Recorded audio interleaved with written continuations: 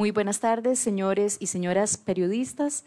Los hemos convocado esta tarde en la Comisión Nacional de Prevención de Riesgos y Atención de Emergencias para ampliar la información sobre la contratación realizada de los arreglos del aeropuerto Daniel Oduber.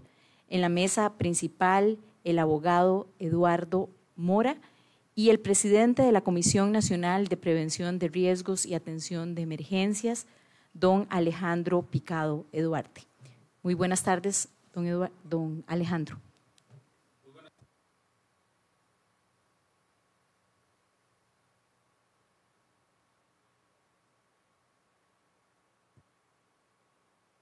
Buenas tardes a todos y todas los costarricenses. He convocado a esta conferencia de prensa para permitirme, como presidente de la Comisión Nacional de Emergencias, aclararle al pueblo sobre una serie de inconsistencias que algunos medios de comunicación han venido informando.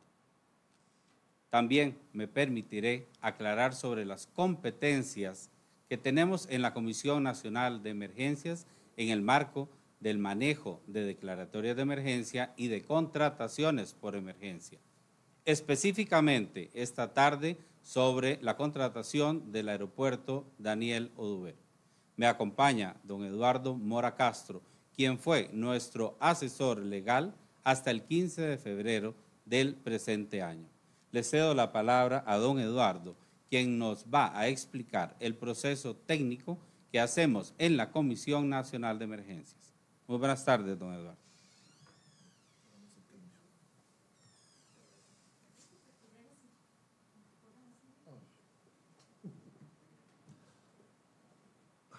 Bien, buenas tardes a todos y a todas. Vamos a ver, en primer lugar, quisiera aclararle a la opinión pública, a los medios de prensa, por qué se amplía y cómo se amplía un decreto de emergencia cuando esto ocurre. No es una actividad que sea extraña a la Comisión Nacional de Emergencias. Los decretos de emergencia se publican y se modifican con base en dos criterios que están señalados en la ley y que responden no solo a la ley de emergencia, sino a la jurisprudencia de la Sala Constitucional. Número uno, la existencia de un nexo causal entre el evento y los impactos ocurridos. Y número dos, la magnitud del impacto. Periódicamente, la Comisión de Emergencias recibe solicitudes de instituciones, de jerarcas, de alcaldes, de instituciones públicas en general, pidiendo la incorporación extemporánea de obras a decretos de emergencias específicos. Estas incorporaciones pueden ser de obras que no fueron reportadas en cantones que están en la emergencia o bien de impactos que ocurrieron en cantones que en principio no aparecieron en la emergencia. En el caso de que el cantón no esté reportado en una emergencia nacional y la institución nos indique que debe incorporarse el impacto a la emergencia, la comisión procede a revisar la existencia de reportes, informes de situación, daños, alertas y demás documentos que nos permitan determinar no si la obra en específico se vio afectada por el evento, sino más bien si la zona geográfica en la que se encuentra el proyecto que se está planteando estuvo involucrada en el evento. Y en este sentido, y antes de hablar del caso específico, quisiera ponerles tres ejemplos similares, históricos y que no son de esta administración. En el decreto 36.252 de la tormenta tropical Thomas, esto en la administración de doña Laura Chinchilla, bajo la presidencia de doña Vanessa Rosales, se amplió el decreto de Thomas, que fue aprobado en noviembre del 2010. Al año siguiente se hizo una aprobación para incluir adicionalmente los cantones de Cotobruz en Punta Arenas y Salcero en la provincia de Alajuela. En la administración de don Guillermo Solís, cuando era presidente don Iván Brenes, se estableció una ampliación del decreto de emergencia de Otto. El decreto de emergencia de Otto fue en noviembre del 2016 y se amplió en abril del 2017 para incluir a Buenos Aires, Cotobruz y Pérez Celedón. Tomen en cuenta este ejemplo particularmente. El huracán Otto, recordarán ustedes, tuvo un impacto directo en la zona norte del país. Y sin embargo, después de una valoración que se hizo de los impactos que habían sufrido algunos cantones de la zona sur, fue necesario incorporarlos en el decreto de emergencia. Y además tenemos, más recientemente, la tormenta tropical ETA, la administración Alvarado, cuando, habiendo sido el decreto publicado en noviembre, para el mes de febrero se incorporó a los cantones de Acerrí, de Mora y de Acosta, en San José, Santa Cruz y La Cruz de la provincia de Guanacaste y el distrito Cóbano en la provincia de Punta Arenas. Noten que la ampliación del decreto va dirigida a una diversidad de cantones. Aquí no se está hablando de un puente en Cóbano, de una casa en Santa Cruz o de un hospital en La Cruz. No, se está hablando del aspecto eminentemente territorial. De modo que cuando llega la solicitud del Ministerio de Obras Públicas y Transportes en el mes de junio, y específicamente de la Dirección de Aviación Civil, para incorporar el aeropuerto Daniel Oduber Quirós, la Comisión de Emergencia se dedica a revisar el proceso de impactos que generó Boni para ver si este impacto específico de la pista Daniel Oduber califica dentro de la posibilidad para generar una incorporación del Cantón de Liberia o de los distritos del Cantón de Liberia en el decreto de emergencia de Boni. Y lo primero que revisamos fue los informes meteorológicos. Y aquí sí quisiera yo hacer aquí una aclaración que me parece muy necesaria, porque en algún medio se dejaron decir hoy que utilizamos informes meteorológicos equivocados por las lecturas de la estación meteorológica del Daniel Oduber Quirós. Y quisiéramos aclarar que la incorporación al decreto de emergencia es territorial, no es localizada en una hora. Y entonces lo que nosotros analizamos fue la información del meteorológico entre el 1 y el 3 de julio del 2022 respecto del área donde se encuentra el Cantón de Liberia para ver cuál había sido el impacto. Y si ampliamos un poquitito la imagen que me dio el meteorológico, podemos ver que la zona de Liberia, la zona de Bagaces, la zona de La Cruz, que es la que vemos, y la península de Papagayo, estaba en el área que superaba los 150 mililitros de lluvia. Es decir, si había un impacto directo en la cantidad de lluvia que por lo menos nos permitía ubicar geográficamente el fenómeno meteorológico en la zona de Liberia. Se revisó además que durante la publicación de alertas por parte de la Comisión Nacional de Emergencias, las alertas 31 y 32 incluían al Cantón de Liberia en el nivel de alerta roja. Quisiéramos recordar que en los niveles de alerta, verde y amarillo están dentro del nivel de preparación, naranja está dentro del nivel de impacto directo, de impacto inminente o posible impacto inminente, y roja es cuando ya estamos en atención de la emergencia. De modo que Liberia estaba sufriendo también parte del impacto que afectó toda la zona norte del país por el paso de la tormenta Boni. Finalmente, en los reportes que teníamos a nivel del Comité de Emergencias y a nivel de nuestra unidad de gestión de operaciones, aparecían inundaciones en zonas residenciales de Liberia, aparecían daños en al menos un puente, aparecían daños en caminos municipales y aparecían daños en viviendas. Sumado a eso, es decir, de que sí habían mediado afectaciones, se entra a analizar el argumento que tiene el Ministerio de Obras Públicas para incluir, en este caso, la pista del aeropuerto Daniel Oduber Quirós. Y quisiéramos aclarar qué es la pista y las zonas de acceso al aeropuerto, no es la totalidad del aeropuerto. En este caso, sería una exageración o sería un despropósito señalar de que la tormenta tropical Boni dañó de forma definitiva o dañó desde el principio y hasta el final la pista del aeropuerto Daniel Oduber Quirós. En ningún momento se ha manifestado eso. El informe que nos remite el Ministerio de Obras Públicas y Transportes por medio de la Dirección General de Aviación Civil, claramente indica que han habido una serie de afectaciones y problemas que ha venido presentando la pista en el transcurso del tiempo. Lo que provoca el impacto de Boni, de acuerdo al informe de la Nación, es el agotamiento por el exceso de lluvia de la vida útil de la pista. Es decir, adelantó el final de la vida útil de la pista como resultado del impacto que sufrió Boni. Y aquí voy a usar un símil, como lo podríamos ver con otro tipo de infraestructura.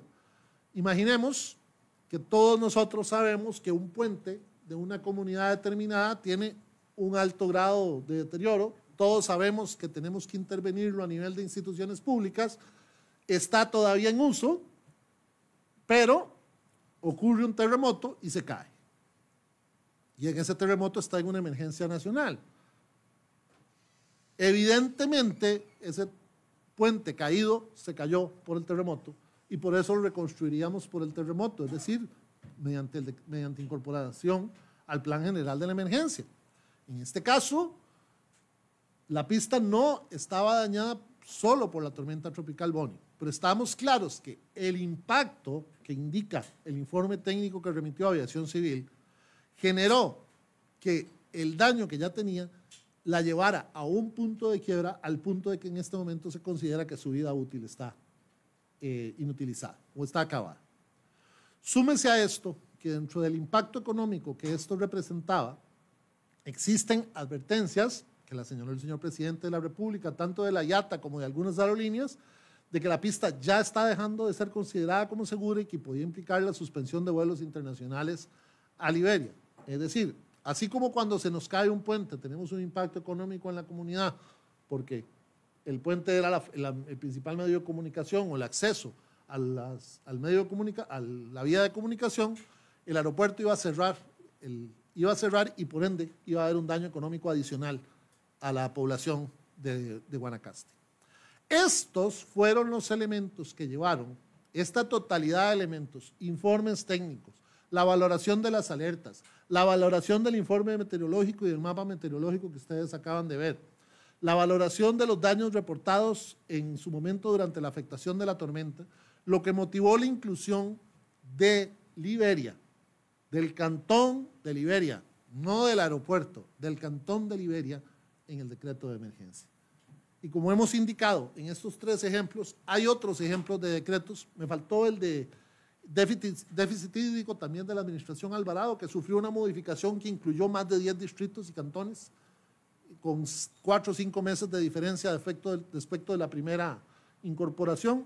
De modo que es normal, es común, está a derecho además, porque nosotros no verificamos respecto del impacto inmediato, sino del nexo de causalidad.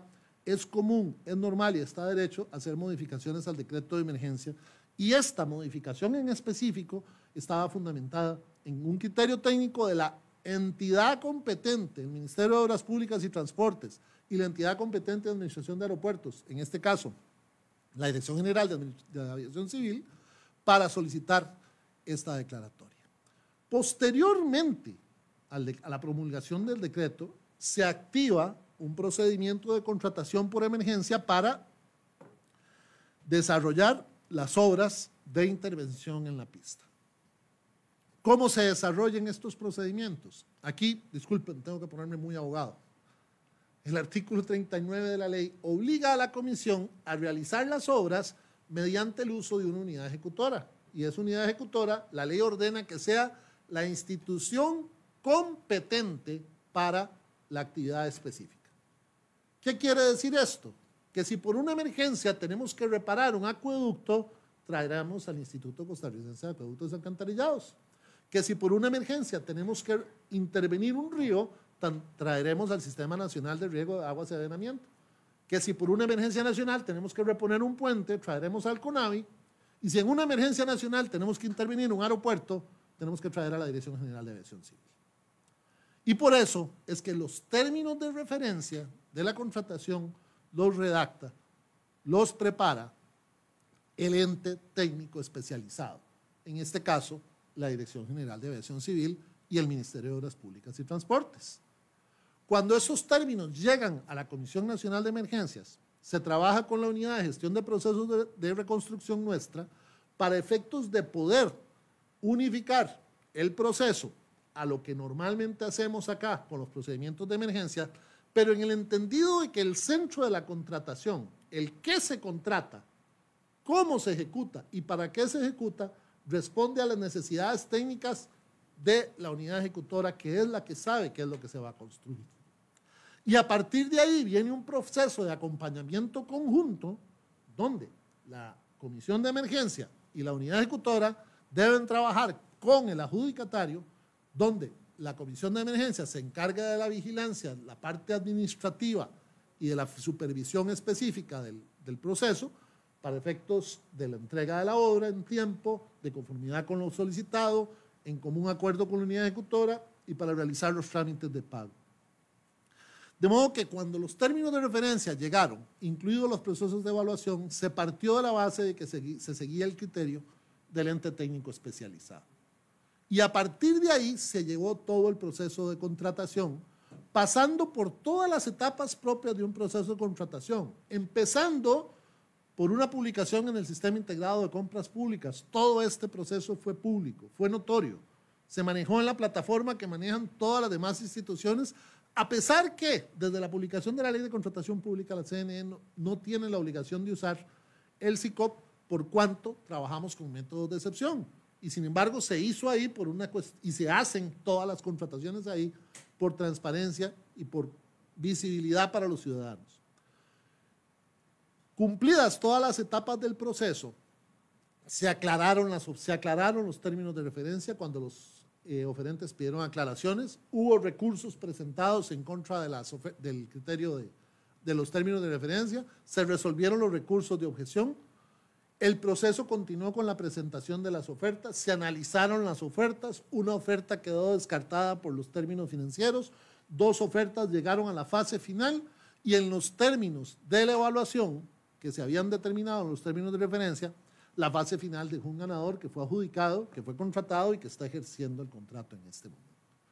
En todo momento, cada vez que hubo que hacer un análisis técnico de las ofertas y de los procesos de evaluación, el análisis técnico le correspondió, en principio, a la Dirección General de Aviación Civil, que devolvía los resultados a nuestra unidad de gestión de procesos de reconstrucción para poder continuar con los trámites.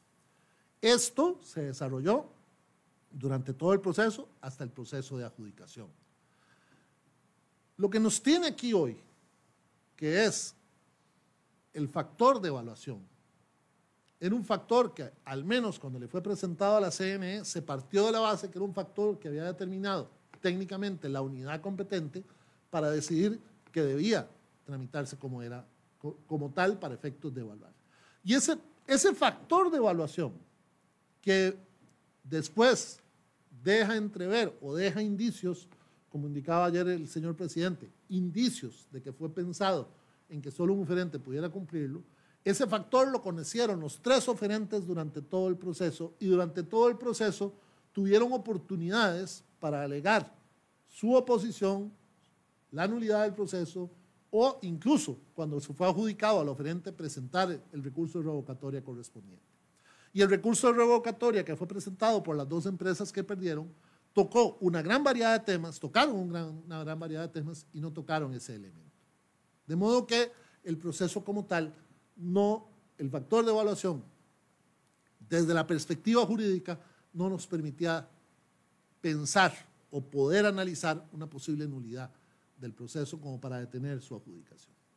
Finalmente, quisiera terminar con un punto fundamental.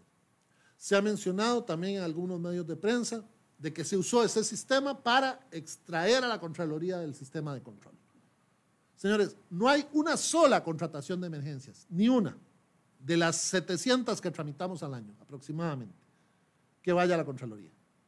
Y no hay ni una porque la Contraloría tiene claro que en el proceso de excepción ellos no intervienen en el proceso de contratación.